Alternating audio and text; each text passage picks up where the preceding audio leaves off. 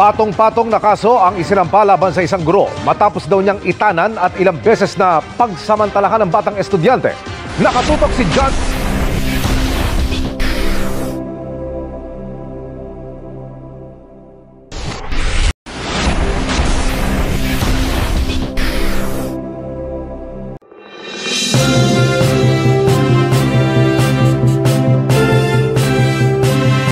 Patong-patong na kaso ang isinampa laban sa isang guro matapos daw niyang itanan at ilang beses na pagsamantalahan ng batang estudyante.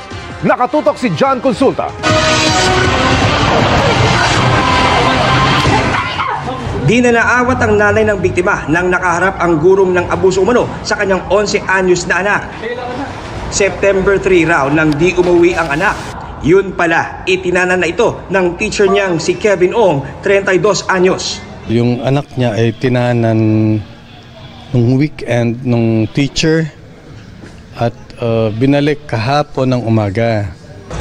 Si Ong umano ang lalaking ito na nakuha na ng CCTV sa lobby ng isang hotel sa Valenzuela nung araw na yun. Nakakuhanan din siyang kasama na ang batang biktima ng dumiretso sa second floor. Bago niya inuwi kahapon yung victim niya, yung 11-year-old na estudyante niya, ay nalaman natin na ilang beses pa niya hinalay ang bata.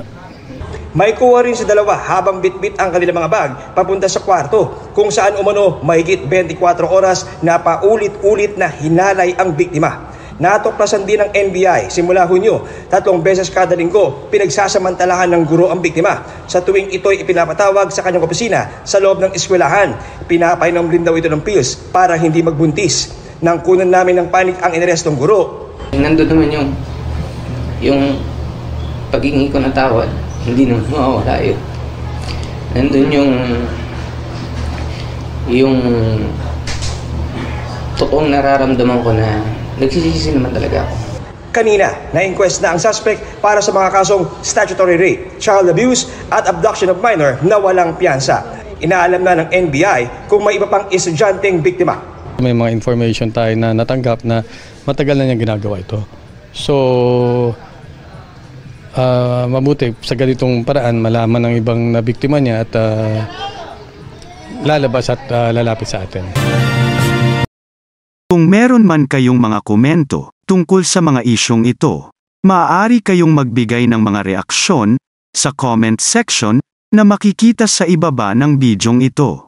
Maraming salamat. At kung ikaw ay interesado ng mga bidyong tulad nito, mangyaring suportahan ang channel na ito sa pamamagitan ng pagpindot ng like, pag-share ng mga video at kung bago ka pa lang sa channel na ito, please subscribe sa channel na ito at pindutin ang notification bell at piliin ang all upang maabisuhan ka para sa mga paparating pang mga videos.